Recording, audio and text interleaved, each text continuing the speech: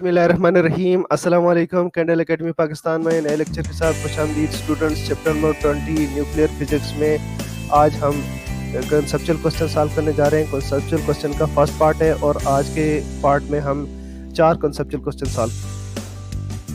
Conceptual question 20.1 why does the alpha particle not make physical contact with nucleus when it is directly headed towards the nucleus of an atom.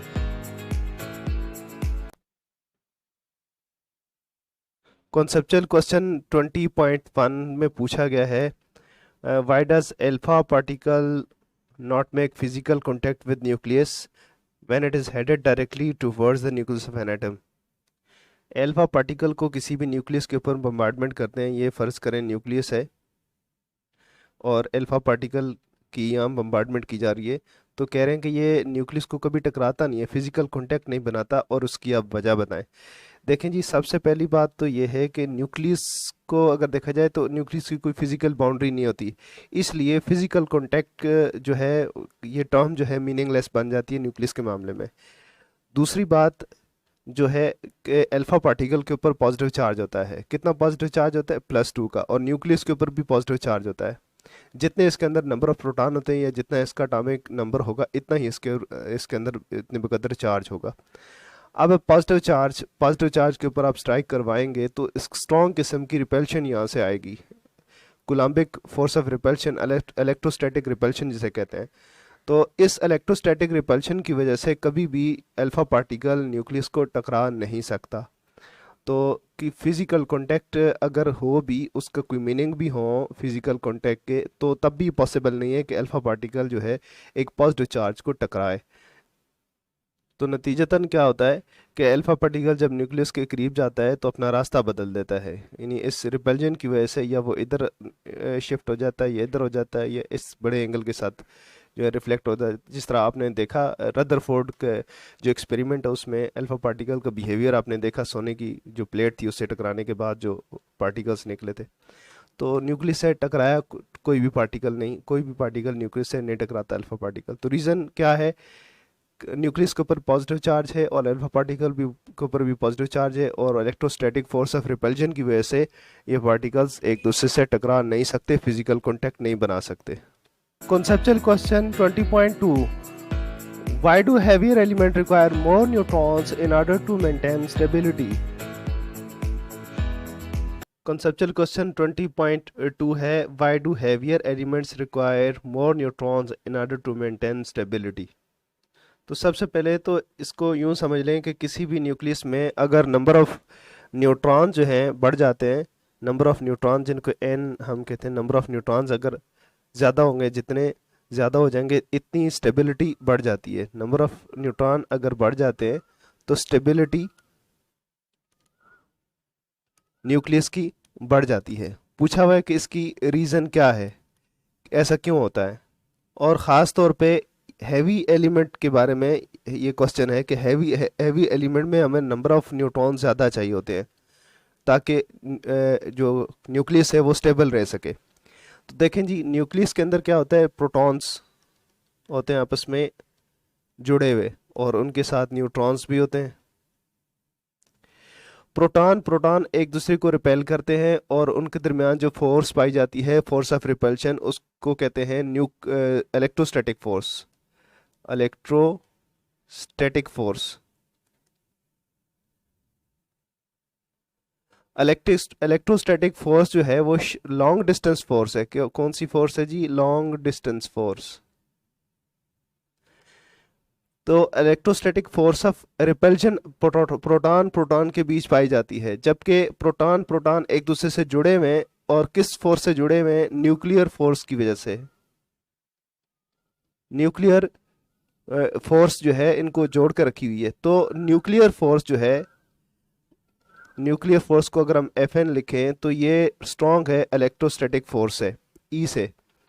लेकिन nuclear force जो है इसकी range कम है, short distance nuclear force है, यानी तो अगर थोड़ा सा भी डिस्टेंस में इजाफा हो जाए, न्यूक्लियस का साइज बढ़ जाए, तो ये फोर्स कम होने लगती है और ज़ीरो की तरफ आने लगती है। जबकि electrostatic force of repulsion nuclear force के मुकाबले में तो स्ट्रॉन्ग मौजूद है, लेकिन मसला ये है कि ये लॉन्ग डिस्टेंस है, इसका ये शॉर्ट डिस्टेंस फोर्स नहीं है।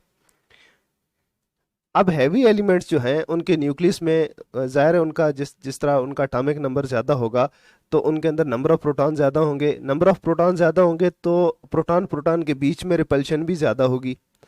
अब प्रोटॉन प्रोटॉन के बीच में जो रिपल्शन होगी उस रिपल्शन की वजह से जो शॉर्ट डिस्टेंस न्यूक्लियर फोर्स है वो भी कम होती जाती है। इस तरह हैवी न्यूक्लियस जो होता है, बड़े न्यूक्लियस जो होते हैं, हैवी एलिमेंट के न्यूक्लियस, उनमें जो शॉर्ट डिस्टेंस न्यूक्लियर फोर्स है वो फोर्स कम होती जाती है। कम होने की वजह होती है प्रोटॉन प्रोटॉन के बीच, चूंकि नंबर ऑफ प्रोटॉन ज़्यादा होते हैं तो उनके दरमियान रिपल्जन की वजह से ये फोर्स जो है ना कैंसिल होती जाती है, तो जिसकी वजह से ये फोर्स जो है ना वीक पड़ती जाती है।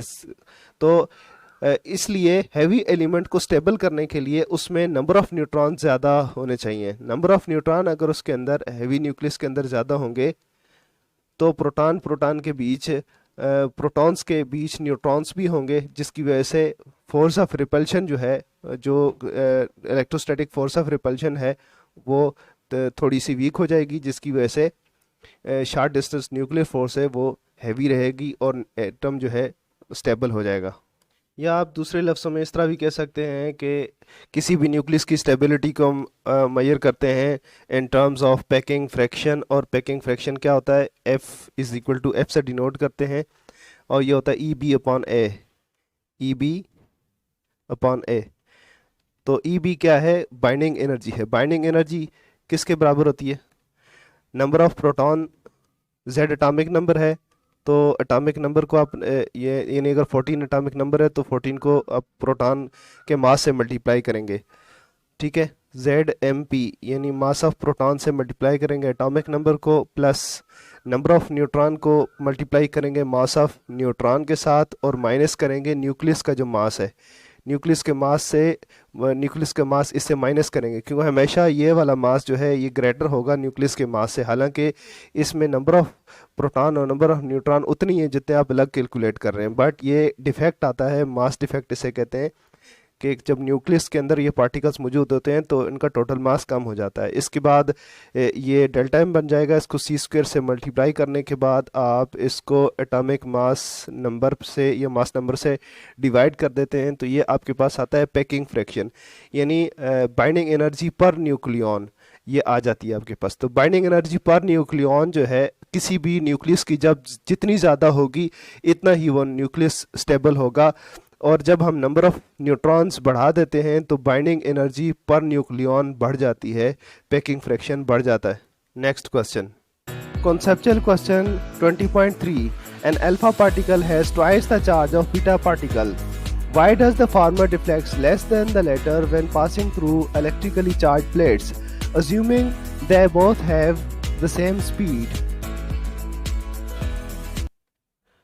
कॉन्सेप्चुअल क्वेश्चन 20.3 में पूछा गया, alpha particle has twice the charge of beta particle, alpha particle का चार्ज डबल है बीटा पार्टिकल की निस्बत, देन ठीक है ना, why does the farmer deflects more less than the letter when passing through the electrically charge plates assuming they both have same speed. ठीक है जी, दो चार्ज पार्टिकल्स हैं, एक अल्फा पार्टिकल है और एक बीटा पार्टिकल है।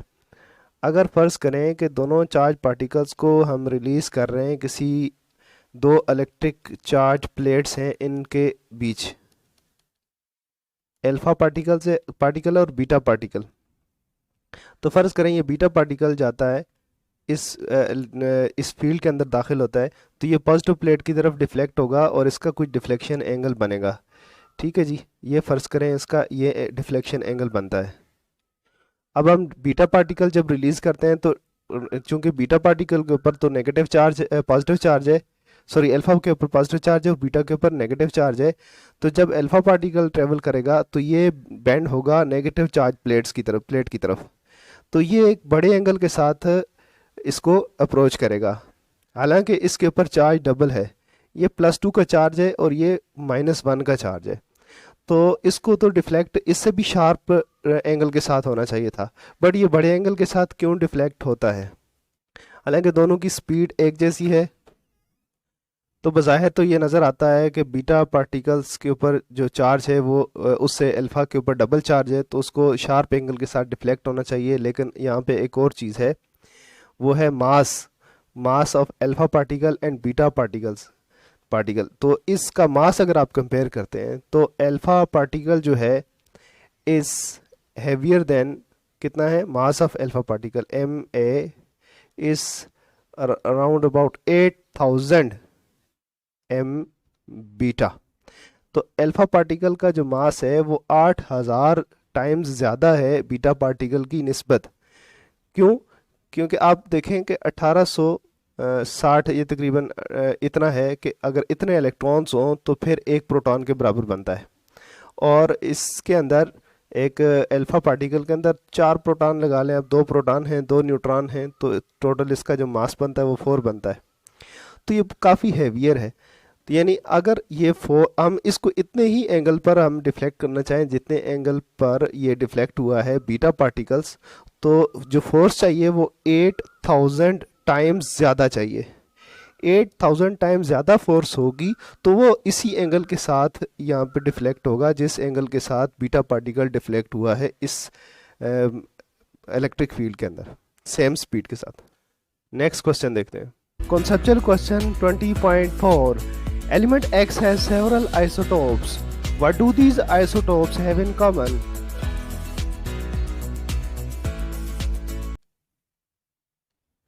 ट्वेंटी पॉइंट फोर आपने देख लिया।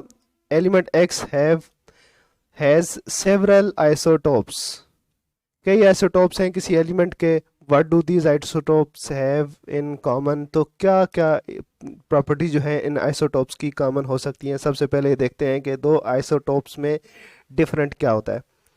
तो जिस तरह आपके पास हाइड्रोजन के आइसोटोप्स हैं, प्रोटियम, ड्यूट्रियम और ट्रीटियम, तो इनमें क्या डिफरेंस होता है, नंबर ऑफ न्यूट्रॉन्स डिफरेंट होते हैं। एक में 0 है वो प्रोटियम कहलाती है, दूसरे में 1 न्यूट्रॉन है वो प्रोटियम कहलाती है, ड्यूट्रियम कहलाती है, और तीसरी में 2 न्यूट्रॉन है तो वो ट्रीटियम कहलाती है। मास नंबर इसी तरह, इस एक का 1 है मास नंबर, दूसरे का मास नंबर 2 है और तीसरे का मास नंबर 3 होता है। तो सबसे पहली बात जो डिफरेंस है इनमें, डिफरेंस किस चीज़ का होता है, नंबर ऑफ न्यूट्रॉन्स का डिफरेंस होता है। ठीक है। तो दूसरी बात कि नंबर ऑफ न्यूट्रॉन की वजह से उनका मास नंबर डिफरेंट हो जाता है,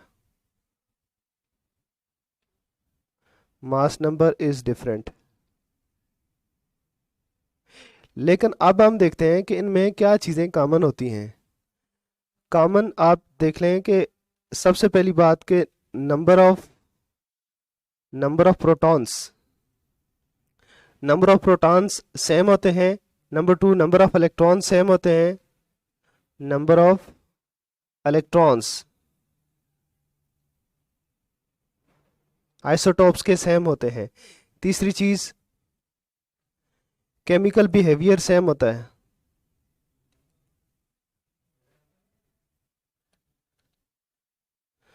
केमिकल बिहेवियर इसलिए सेम होता है क्योंकि केमिकल प्रॉपर्टीज और फिजिकल प्रॉपर्टीज जो हैं वो पीरियोडिक फंक्शन होती हैं एटॉमिक नंबर का, एटॉमिक मास के ऊपर डिपेंड नहीं करती। फिजिकल और केमिकल प्रॉपर्टीज किस पे डिपेंड करती हैं, एटॉमिक नंबर के ऊपर डिपेंड करती हैं। तो आइसोटोप्स किसी एलिमेंट के जितने भी हों उनमें केमिकल प्रॉपर्टीज भी सेम होंगी और फिजिकल प्रॉपर्टीज जिसमें boiling point, melting point etcetera ये चीज़ें आती हैं वो भी सेम ही तकरीबन आइडेंटिकल होंगी। तो फिजिकल प्रॉपर्टीज भी सेम होंगी।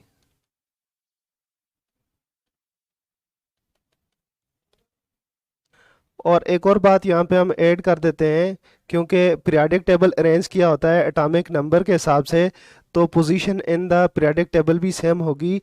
जितने किसी भी एलिमेंट के जितने किसी पर्टिकुलर एलिमेंट के कितने भी अगर आइसोटोप्स हो जाएं तो सब की पीरियोडिक टेबल में सेम पोजीशन होगी, सेम पोजीशन या position in periodic table.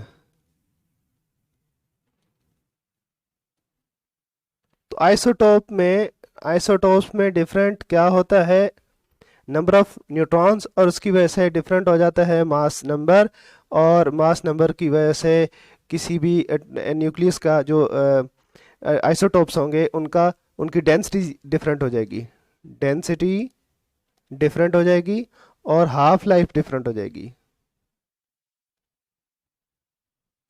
Half life में और डेंसिटी में फ़र्क पड़ेगा। केमिकल प्रॉपर्टीज़ फिजिकल प्रॉपर्टीज़ में कोई फ़र्क पड़ने वाला नहीं है। स्टूडेंट्स, इसके साथ ही आज का लेक्चर ख़त्म हुआ। नेक्स्ट लेक्चर में अगले कंसेप्चुअल क्वेश्चन सॉल्व करेंगे। इजाज़त दीजिएगा। अल्लाह हाफिज़।